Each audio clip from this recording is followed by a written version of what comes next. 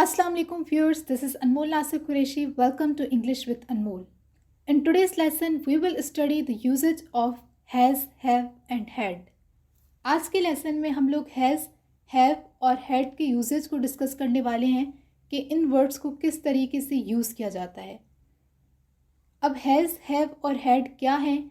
Basically these all are the auxiliary verbs. Auxiliary verbs are also called helping verbs. These verbs help main verb to describe action. Has, have और had ये एक तरह के auxiliary verbs हैं जिनको helping verbs भी कहा जाता है. Now the question is, what is auxiliary verb or helping verb? Basically these verbs help main verb to describe action. Auxiliary verbs या फिर helping verbs वो verbs हैं जो कि main verb के साथ attach होते हैं, मेन वर्ब को सपोर्ट करते हैं ताकि एक्शन को प्रॉपरली डिस्क्राइब किया जाए. Now we will be discussing the usages of has, have and had one by one. So let's start with the usages of the word has. Has is an auxiliary verb that is used in present perfect tense और present perfect progressive tense. Has जो है उसको या तो हम लोग present perfect tense में use करते हैं या फिर प्रेजेंट परफेक्ट प्रोग्रेसिव टेंस में. अब सबसे पहले हमें ये पता होना चाहिए कि प्रेजेंट परफेक्ट टेंस किसको कहा जाता है और प्रेजेंट परफेक्ट प्रोग्रेसिव टेंस किसे कहा जाता है. So the present perfect tense, in this tense we talk about the action that has been completed some time before now with the result that affects present situation. Present perfect tense में उस action की बात की जाती है जो कि present से पहले हो चुका हो और उसके अफेक्ट्स अभी तक प्रेजेंट सिचुएशन में हों. Now the present perfect progressive tense, it talks about an action which began in the past and still continuing at the present. Present perfect progressive tense को प्रेजेंट परफेक्ट कंटिन्यूस टेंस भी कहा जाता है. इसमें उस action की बात की जाती है जो कि पास्ट में शुरू हुआ और अभी तक प्रेजेंट में कंटिन्यू है. नेक्स्ट वी विल डिस्कस कि हैज़ के साथ कौन कौन से सब्जेक्ट लगते हैं और इसका सेंटेंस स्ट्रक्चर किस तरह से बनता है. As we discussed previously, has is used in present perfect tense as well as present perfect progressive tense. So we will be discussing its structure one by one. Now keep this thing in your mind. Has is always used with a singular subject. Has is used with he, she, who or any singular noun. Has हमेशा अपने साथ singular subject लेता है. Now if we talk about the formation of present perfect tense using the word has, here's the structure. Subject plus has plus main verb plus object. Now here the main verb should be the third form of the verb that is also called past participle or often ends with ed. इस sentence में जब हम लोग main verb use करेंगे तो उसके अंदर हमें थर्ड फॉर्म यूज़ करनी होगी. Here are the examples. He has got a job. She has gone to the market. Sweeper has swept the floor. अब यहाँ पर तमाम एग्जाम्पल्स में जितने भी सब्जेक्ट्स यूज़ किए गए हैं वो हैं singular subjects.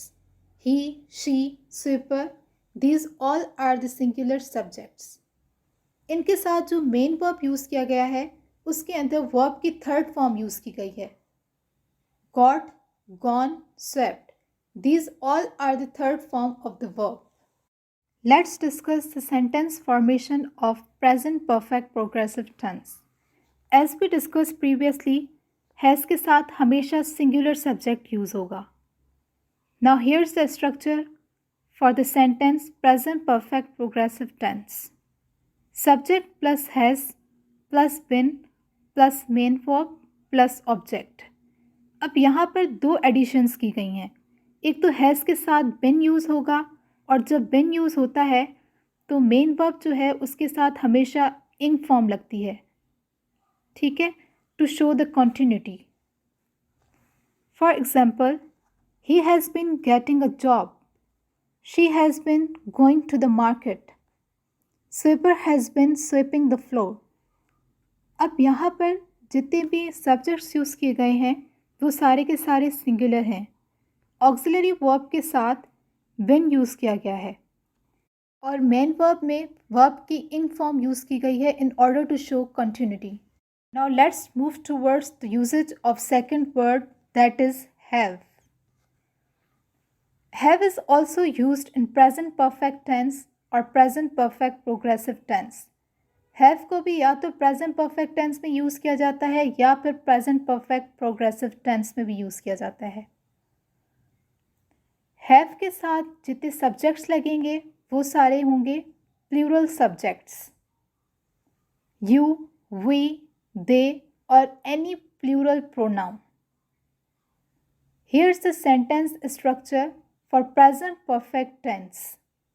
Subject plus have plus main verb plus object. अब have के साथ जितने भी सब्जेक्ट्स यूज़ होंगे वो हमेशा प्लूरल सब्जेक्ट्स होंगे और इसके साथ हम लोग have लगाएंगे और यहाँ मेन वर्ब होगी third form of the verb और इसके साथ object. Here are the examples. I have done my final year project. They have offered prayers. We have lived there for 3 years. I, they, we ये सारे वो subjects हैं जिनके साथ have लगता है और यहाँ पर जो मेन वर्ब्स यूज़ किए गए हैं done, offered, lived ये सब जो है वो है वर्ब की third form. Now let's discuss the usage of have in present perfect progressive tense. Here's the sentence structure. Subject plus have plus been plus main verb plus object. अब यहाँ पर भी हम दो एडिशंस करेंगे। एक तो ऑक्सिलरी वर्ब जो कि have है उसके साथ been ऐड होगा और मेन वर्ब की जो फॉर्म होगी वो होगी ing form.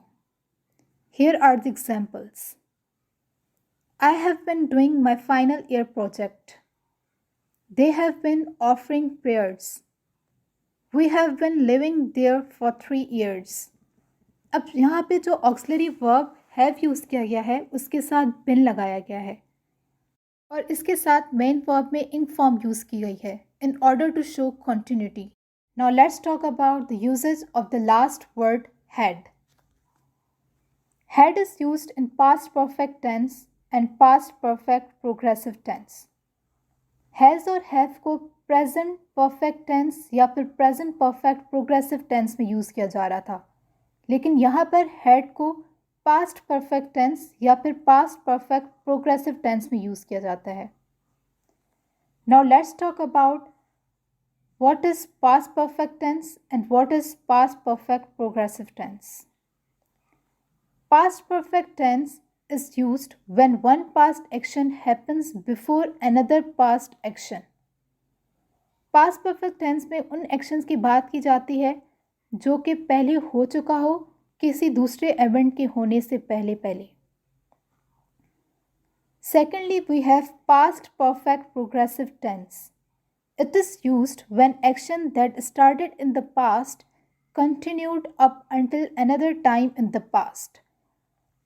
Past perfect progressive tense में ऐसे एक्शन की बात की जाती है जो कि पास्ट में किसी वक्त में स्टार्ट हुआ और फिर पास्ट में ही किसी और टाइम तक कंटिन्यू रहा। Now the question is had किन सब्जेक्ट्स के साथ यूज़ होता है और इसके सेंटेंसेस की फॉर्मेशन किस तरीके से होती है। तो हैड के साथ कोई रेस्ट्रिक्शन नहीं है कि सिंगुलर सब्जेक्ट या फिर प्लूरल सब्जेक्ट ही लगना है, इसके साथ कोई भी सब्जेक्ट यूज़ किया जा सकता है। he, she, you, we, they, any singular or plural pronoun. So we can say had is used with all subjects. Here's the sentence structure for past perfect tense using had. Subject plus had plus main verb plus object.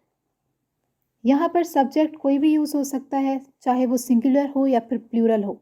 इसके साथ हम लोग had लगाएंगे और जो main verb use होगा उसके अंदर हम लोग वर्ब की थर्ड फॉर्म लगाएंगे जिसे पास्ट पार्टिसिपल भी कहा जाता है। एट द एंड कॉम्प्लीमेंट या फिर ऑब्जेक्ट को ऐड किया जाएगा। Here are few of the examples. I had lived in different cities of Pakistan. He had planted new flowers in the garden. We had worked hard for final exams. अब यहाँ पे कोई restriction नहीं है कि हम लोग सिंगुलर सब्जेक्ट यूज़ कर रहे हैं या फिर प्लूरल सब्जेक्ट यूज़ कर रहे हैं. We can use had with all subjects. इसके साथ जो मेन वर्ब यूज़ किया गया है उसमें वर्ब की थर्ड फॉर्म यूज़ की गई है. Now let's talk about the sentence structure of past perfect progressive tense using had. Here's the structure. Subject plus had plus been plus main verb plus object. अब यहाँ पर भी दो editions की गई हैं.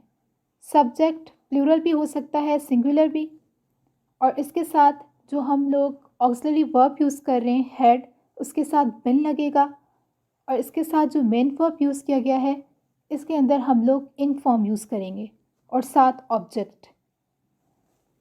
Now here are the examples. I had been living in different cities of Pakistan. He had been planting new flowers in the garden. We had been working hard for final exams. यहाँ पर had के साथ बिन use किया गया है और इसके साथ जो मेन वर्ब यूज़ की गई है उसके अंदर इन फॉर्म यूज़ की गई है. Living, planting, working. That's all about the today's lesson. If you really learned something, like, comment, share and subscribe. Thank you.